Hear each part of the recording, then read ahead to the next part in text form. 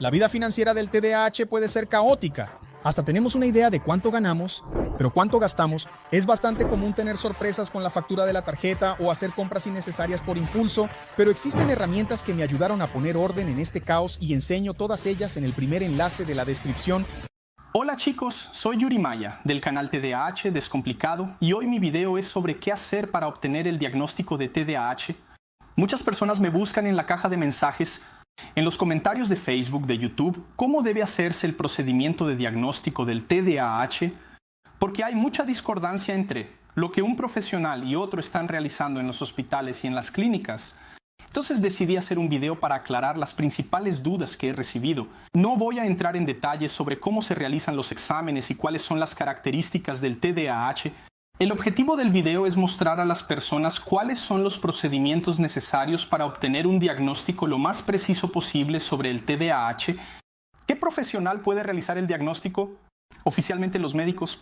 Los especialistas que pueden realizar el diagnóstico son los neurólogos o psiquiatras.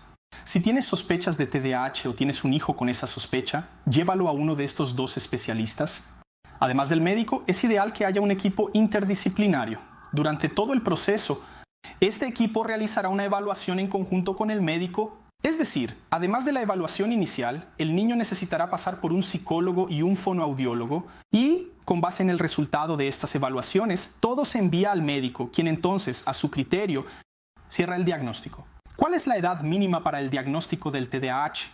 No hay una edad mínima. Oficialmente establecida, sin embargo, de acuerdo con el DSM-5, que es el Manual Diagnóstico y Estadístico de Trastornos Mentales, en su quinta y última edición, dice que hasta los 4 años de edad, cualquier actividad excesiva, motora, ejercida por el niño puede confundirse fácilmente con el comportamiento normal, que es lo que se vuelve difícil de distinguir, porque este comportamiento es altamente variable hasta los 4 años, pero para el doctor Russell Barkley, que es un médico especialista de Estados Unidos, reconocido mundialmente por sus estudios sobre el TDAH, se afirma que los síntomas se vuelven más evidentes y más fáciles de identificar al inicio de la educación primaria. Por lo tanto, a partir de los 7 años de edad, se discute mucho sobre una edad mínima para el diagnóstico, lo cual es absolutamente normal, porque cuanto más joven es el niño, más difícil es identificar. La evaluación de un determinado comportamiento puede verse como anormal, pero en realidad no lo es. También, en este punto, es importante recordar que uno de los factores que determinan si el niño tiene o no TDAH es la presentación de una serie de síntomas que deben ser observados en ese niño con un intervalo mínimo de 6 meses, siendo que para muchos estudiosos el plazo deseable es de al menos 12 meses, y estos síntomas deben aparecer en más de un ambiente, como por ejemplo en la escuela y en casa. Entonces, en lo que respecta a niños de 2, 3, 4 años, se vuelve más difícil hacer este tipo de observación. Ahí viene la pregunta, ¿es posible que el TDAH sea identificado antes de los 7 años de edad? Sí, es posible. El hecho de que haya una mayor probabilidad de un falso positivo no significa que eso vaya a suceder. Sin embargo, podemos concluir que es más seguro realizar un diagnóstico interdisciplinario a partir de los 7 años de edad. ¿Cuáles son los exámenes necesarios para un diagnóstico más preciso? En niños, la anamnesis con los padres. ¿Qué significa eso? Significa una entrevista detallada con los padres. El médico puede preguntar hechos específicos del niño, comportamientos relevantes que él ha estado mostrando. ¿Todo esto para ayudar en el diagnóstico? Se observarán los síntomas del niño, los lugares donde se presentan, principalmente la duración y la persistencia del evento observado, es decir, en qué momento el niño está manifestando el comportamiento y cuál es su continuidad a lo largo de los meses y a lo largo de los años. Con la psicóloga o psicólogo se realizarán pruebas psicológicas, además de la evaluación conductual. La psicóloga podrá ir a la escuela del niño para hablar con los profesores, con la directora. Por ejemplo, el médico también podrá solicitar un informe específico hecho por la psicóloga de la escuela que va a relatar los comportamientos de ese niño en el aula. Con el fonoaudiólogo se podrá realizar el examen P300, que consiste en medir el potencial auditivo del paciente. Este examen ayuda a identificar la función cognitiva de la persona, es decir, su capacidad de aprender, de memorizar y de procesar la información sonora. Y en el caso de los adultos, lo único que cambia es que la anamnesis se realiza en el propio adulto. Sin embargo, también puede haber participación de familiares, como la madre y el padre, porque son personas que recuerdan mejor la infancia de la persona. Hay adultos que no recuerdan su niñez. Parece que pasó una goma. No es mi caso. Realmente recuerdo muy bien de mi infancia y Por último, con la conclusión de los exámenes y los informes, el médico especialista establece el diagnóstico e inicia el tratamiento, que generalmente puede ser medicamentoso, junto con un seguimiento psicológico. Ahí viene una de las preguntas más grandes también. ¿Cuál es la importancia de todos estos exámenes para un buen diagnóstico? ¿Existen patologías o trastornos que a menudo se confunden con el TDAH? La idea de realizar un examen riguroso e interdisciplinario es minimizar los riesgos de ese error. Sí, si la persona recibe un diagnóstico incorrecto, va a recibir un tratamiento incorrecto y su problema nunca se va a resolver. Una de las patologías comúnmente, lo que se confunde completamente con el TDAH es el DPAC, que es el trastorno de procesamiento auditivo central, que es la dificultad del individuo para procesar y almacenar la información sonora. La persona escucha perfectamente, pero no puede interpretar bien lo que entra en el oído. Por eso muchas veces el DPAC se confunde con el TDAH.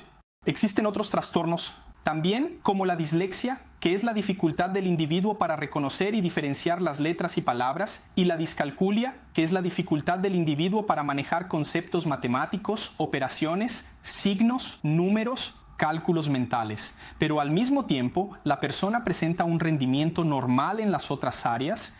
De acuerdo con la neuropsicóloga Silvia Siasca, hoy en día el diagnóstico para la identificación del TDAH es uno de los más rigurosos del mundo científicamente y que generalmente este análisis requiere tiempo, paciencia, conocimiento y el compromiso del equipo interdisciplinario, todo para que la persona obtenga el diagnóstico correcto, sin etiquetar qué son las comorbilidades y cuáles son las más comunes. Según Barkley, raramente el TDAH se presenta de forma aislada, es decir, solo el TDAH y nada más.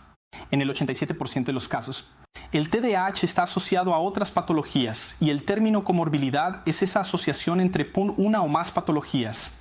Y algunos de los trastornos asociados al TDAH son el TOD, trastorno de oposición desafiante, el TC, trastorno de conducta y el trastorno de aprendizaje.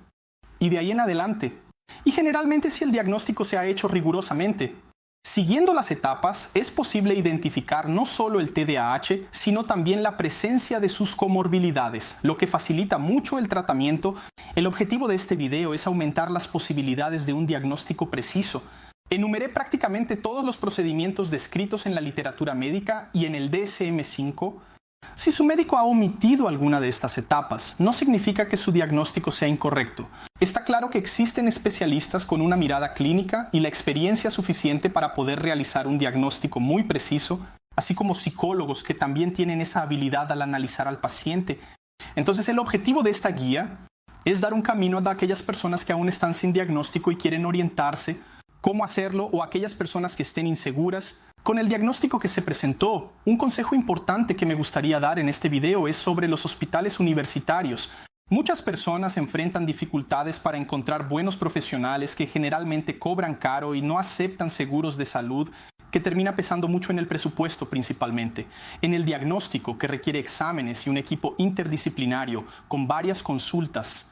En los hospitales universitarios también encuentras excelentes especialistas, generalmente con un tiempo de espera menor que el SUS. Entonces busca este hospital más cercano a ti. Y si quieres saber más consejos exclusivos sobre el TDAH, voy a dejar un enlace en la descripción de este video. Vas a hacer clic y allí dentro poner tu correo electrónico. Así recibirás consejos de inmediato, estar siempre actualizado sobre lo que sucede en el canal. Espero te gustó el video.